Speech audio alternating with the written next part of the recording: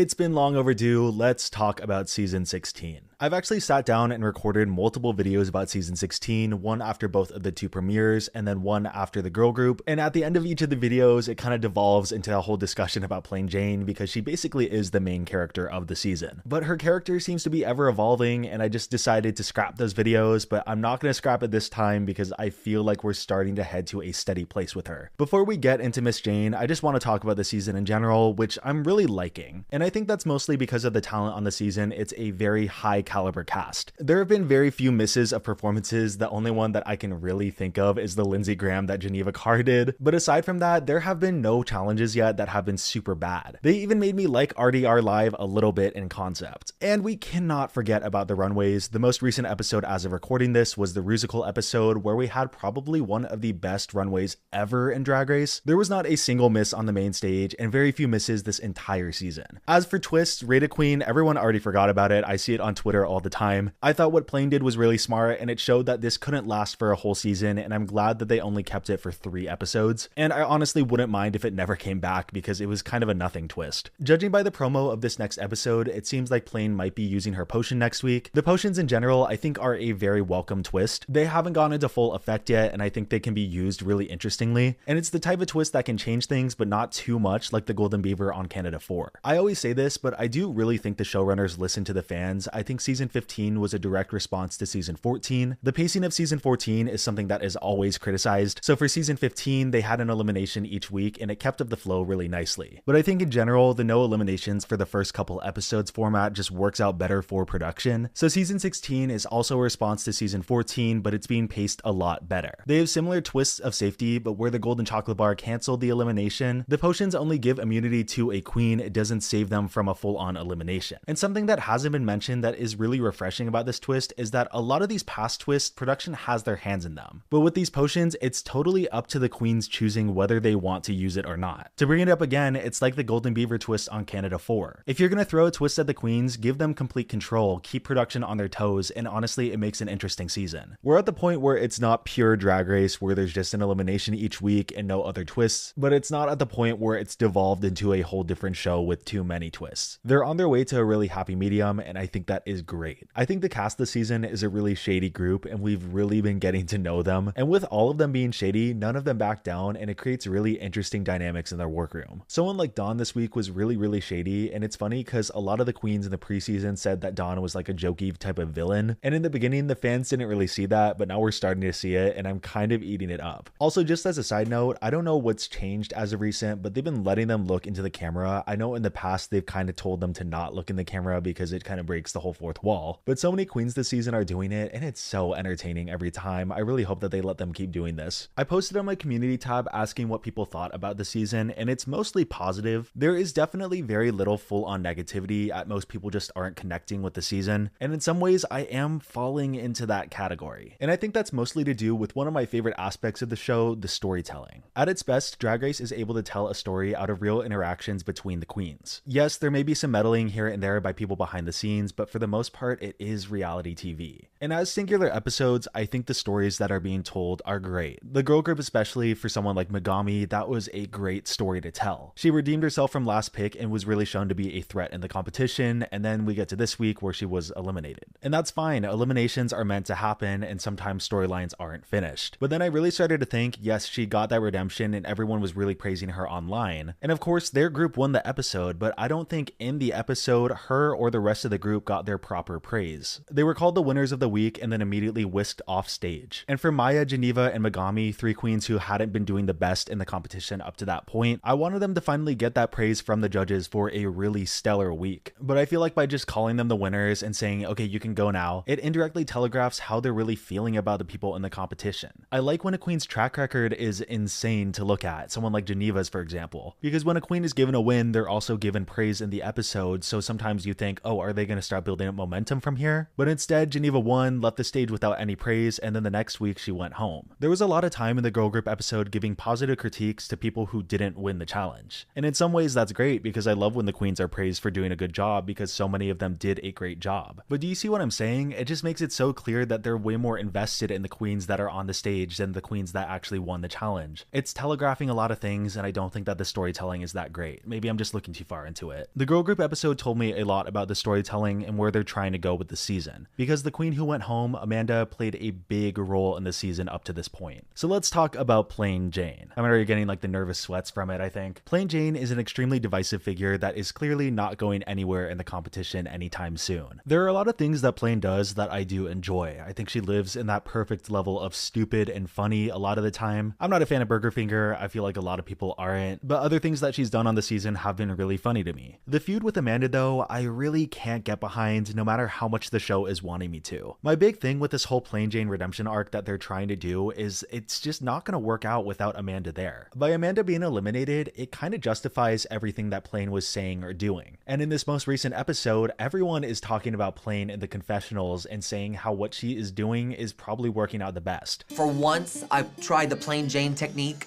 of being a bat out of hell, bitch about it, and it worked. You're hanging around too much with Miss Lil Plane Jane, and I know she has a crush on Plane. Oop.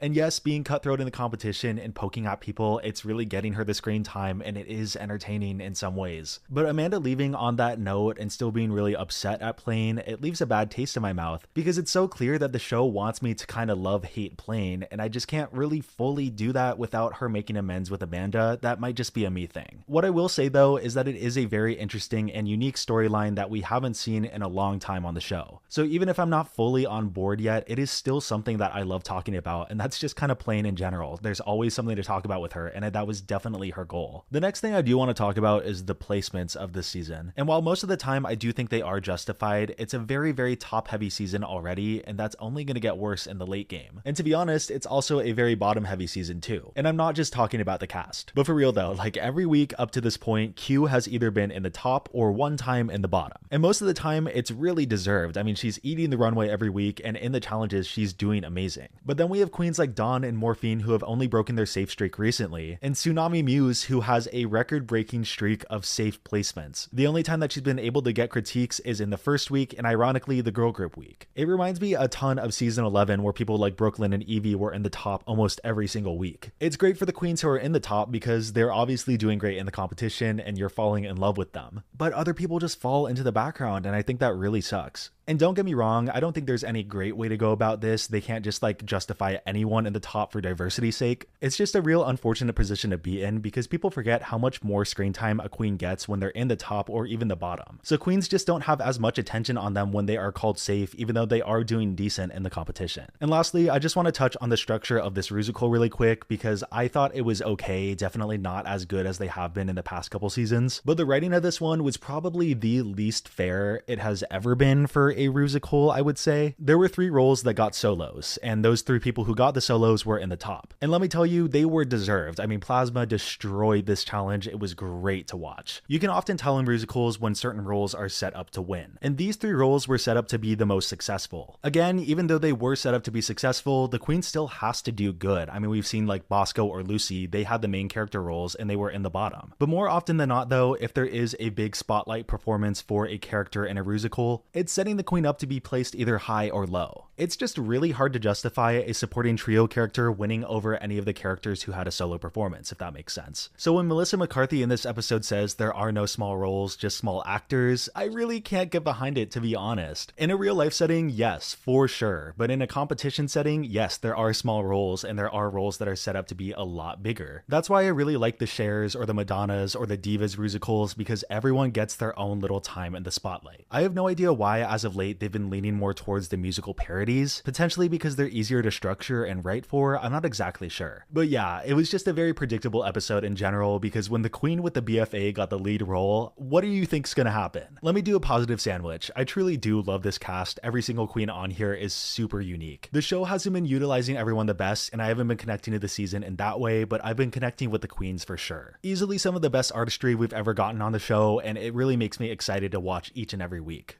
I'm adding this little part in because I waited for Snatch Game to air before I uploaded this video talking about season 16. Snatch Game was a pretty good one. I think it was very obvious tops and then some very obvious bottoms. Tsunami going from a really long safe streak to then being eliminated, it's a little tragic, but it made sense because she did do pretty bad in this episode. No. And I said I didn't know what direction I was going.